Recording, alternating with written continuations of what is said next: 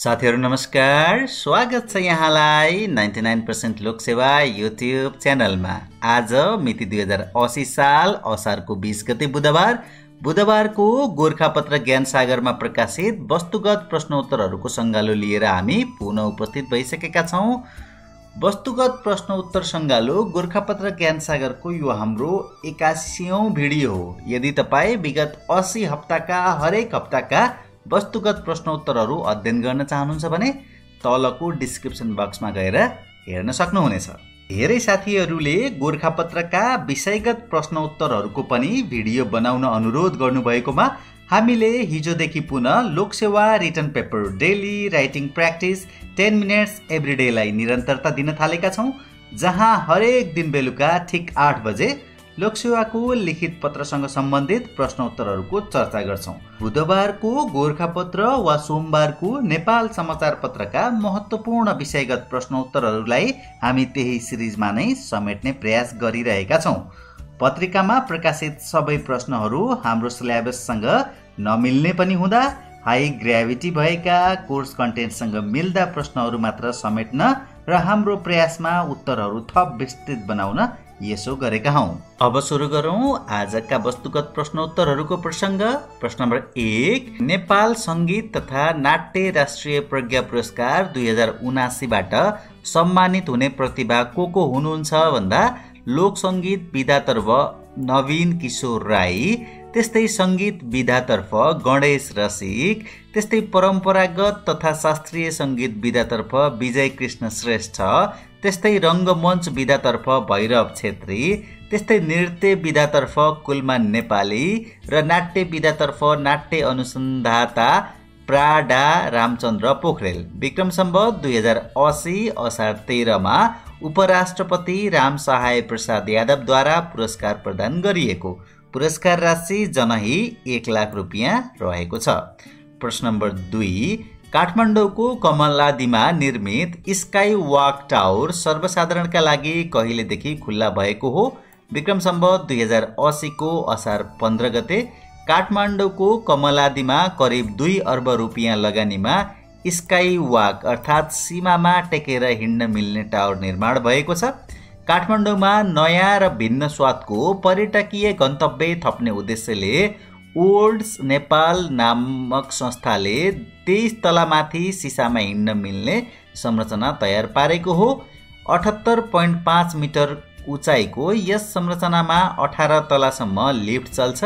त्यसमाथिका तलामा hotel, club र event area छन् भने 23औं तला अर्थात् सबैभन्दा टपबाट टावरको फेदसम्म देखिने गरी सिसा बिछाइएको छ, जसमा हिँड्न, बस्न र आराम गर्न समेत मिल्छ। टावरको सबैभन्दा रोमाञ्चक तला नै यही हो। सो ठाउँबाट उपत्यकाका अधिकांश भाग निहाल्न सकिन्छ। स्काई वाकको डिजाइन स्टिल स्ट्रक्चरमा छ। भूकम्प प्रतिरोधात्मक र सबै मापदण्ड पूरा गरेका कारण टावर पूर्ण सुरक्षित रहेको सो संस्थाले जनाएको छ। यसमा प्रयोग भएको सिसा सुरुमा 10 mm को टेम्पर सिसा, त्यसपछि 1.52 mm को लेमिनेटिङ तह र पुनः 10 mm को टेम्पर सिसा, अनि फेरि 1.52 को लेमिनेटिङ तह र अन्तिममा 10 mm को टेम्पर सिसा गरी 5 तह, 2 वटा सिसा र 3 वटा टेम्पर ग्लासको तह रहेका छन्।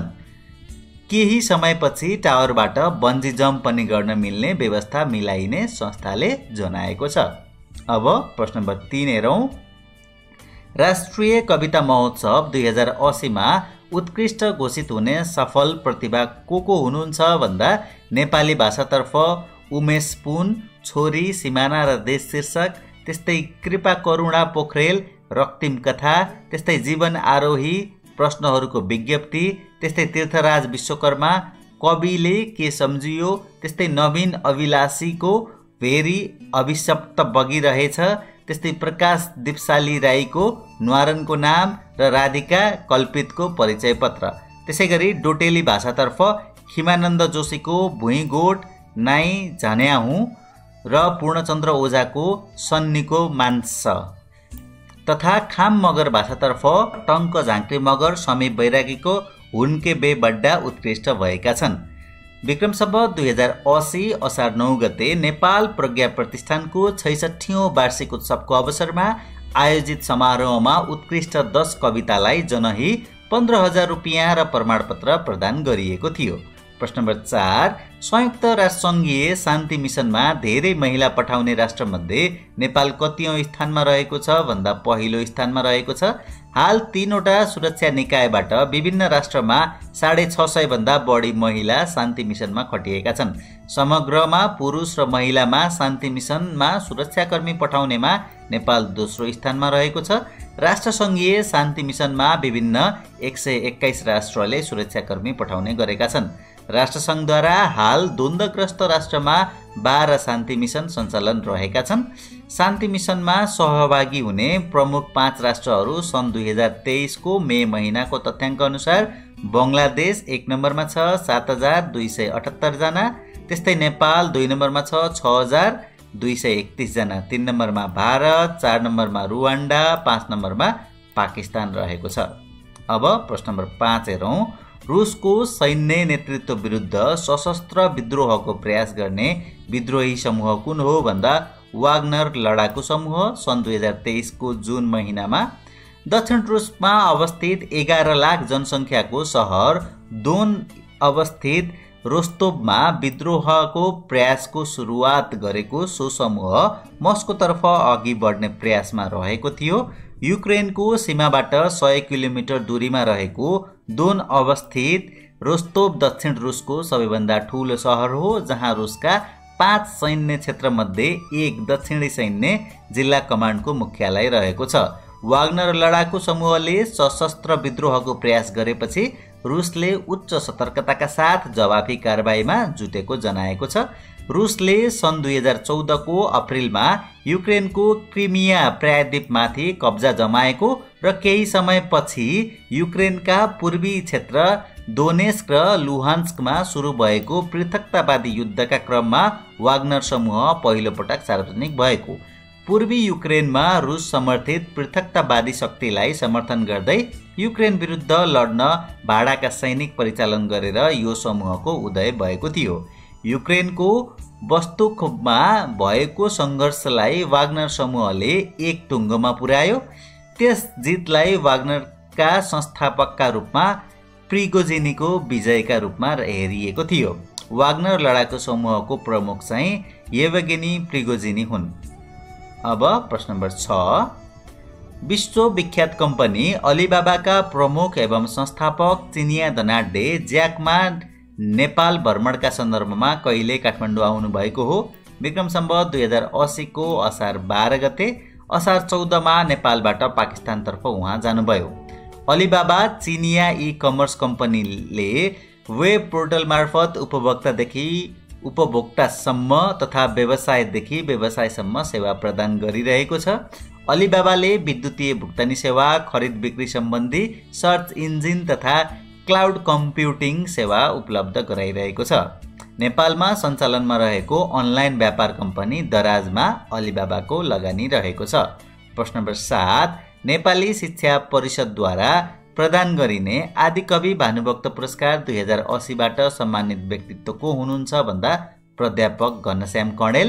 यस पुरस्कारको राशि 1,25,000 रुपियाँ रहेको छ। त्यस्तै गोपाल पाण्डे असीम पुरस्कार शैलेन्द्र प्रकाश नेपाललाई प्रदान गरिएको छ। यस पुरस्कारको राशि 50,000 रुपियाँ रहेको छ। प्रश्न नम्बर 8, मदन भण्डारी राष्ट्रिय पुरस्कार 2080 कसलाई प्रदान गरियो? डाक्टर मिङमार ग्याल्जेन शेर्पालाई। त्यस्तै मदन भण्डारी रूपान्तरण राष्ट्रिय नेतृत्व पुरस्कार मकवानपुरकी निरु कुमारी मगरलाई प्रदान गरिएको छ। मदन भण्डारी फाउन्डेसनद्वारा स्थापित ती पुरस्कारको राशि जनही 1 लाख रुपियाँ रहेको छ। प्रश्न नम्बर 9, 20औं राष्ट्रिय धान दिवस तथा रोपाई महोत्सव 2080 को नारा के हो भन्दा जलवायु अनुकूलित कृषि मैत्री प्रविधि धान उत्पादनमा वृद्धि भन्ने नारा। प्रश्न नम्बर 10, विश्व खुसी सूचाङ्क 2023 अनुसार नेपाल कतिऔं स्थानमा रहेको छ भन्दा 78औं स्थानमा रहेको छ। दिगो विकास समाधान नेटवर्कद्वारा सन् 2023 मार्च 20 मा सार्वजनिक सो सूचाङ्क अनुसार सार्क राष्ट्रहरूमा नेपाल पहिलो स्थानमा रहेको छ। प्रतिवेदनमा भुटान र मालदिप्सलाई भने समावेश गरिएको छैन। सो सूचीको पहिलो स्थानमा फिनल्यान्ड र अन्तिम स्थानमा कङ्गो लेखिएको छ। कङ्गो होइन, अन्तिम स्थानमा अफगानिस्तान रहेका छन्। सर्वाधिक बढी खुसी र कम खुसी 5 राष्ट्रहरूमा 1 मा फिनल्यान्ड, 2 मा डेनमार्क, 3 मा आइसल्यान्ड, 4 मा इजरायल र 5 मा नेदरल्यान्ड रहेका छन् भने सबैभन्दा कम खुसी हुने देशमा सबैभन्दा अन्तिम 137 मा अफगानिस्तान रहेको छ। त्यस्तै 136 मा लेबनान, 135 मा सिरियालियोन, 134 मा जिम्बाब्वे, 133 मा कङ्गो रहेका छन्। अब प्रश्न नम्बर 11 हेरौँ। सार्वजनिक संस्थानको वार्षिक स्थिति समीक्षा 2080 अनुसार नाफामा सञ्चालित संस्थानको संख्या कति रहेको छ भन्दा 25 रहेको छ। कुल 44 सार्वजनिक संस्था मध्ये 17 वटा संस्थानले घाटा बेहोरिरहेका र 2 वटाको कारोबार शून्य रहेको छ। प्रश्न नम्बर 12 आसियानको नयाँ महासचिवमा नियुक्त हुने कूटनीतिज्ञ को हुन् भन्दा काओ कर्न हर्न। कार्यकाल उनको सन् 2023 को जनवरी 1 देखि सन् 2028 को डिसेम्बर 31 सम्म।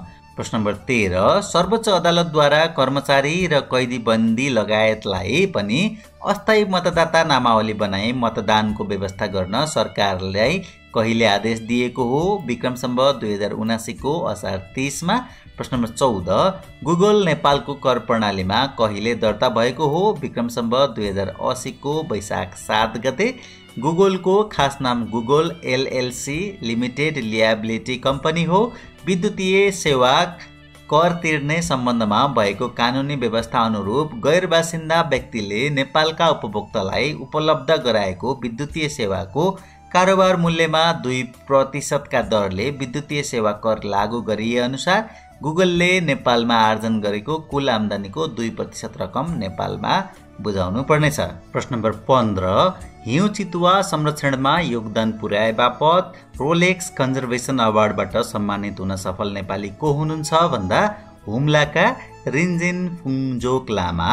प्रतिष्ठित खबर पत्रिका टाइमले उहाँलाई विश्वका 10 युवा सहित अर्को पुस्ताका नेता अर्थात् नेक्स्ट जेनेरेसन लिडर्सको सूचीमा राखेको छ। प्रश्न नम्बर 16 नैरोबी फ्लाई भन्नाले के बुझिन्छ भन्दा छालामा संक्रमण ल्याउने किरा। नेपालमा विक्रम सम्वत 2079 असारदेखि यो देखिएको हो।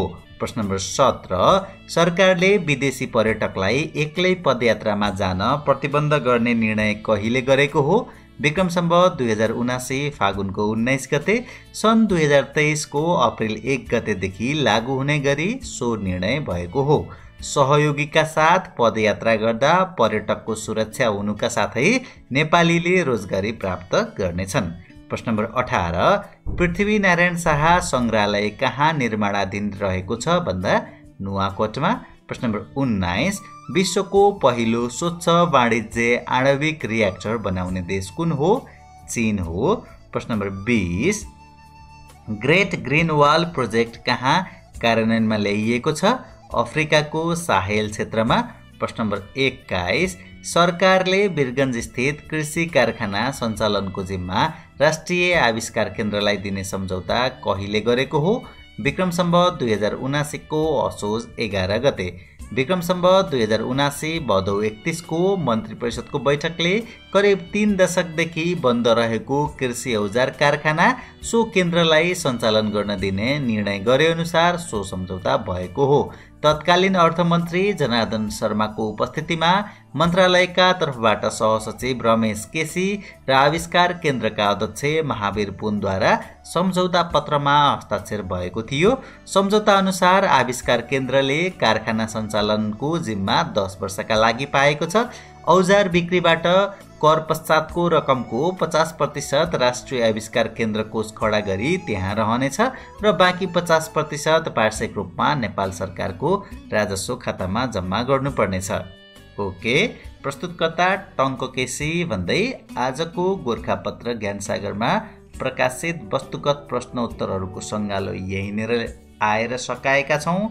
यतिन्जेल हेरेर र सुनेर साथ दिनुभयो यहाँहरू सम्पूर्णलाई धेरै धेरै धन्यवाद। हाम्रो भेट पुनः अर्को भिडियोमा हुने नै छ।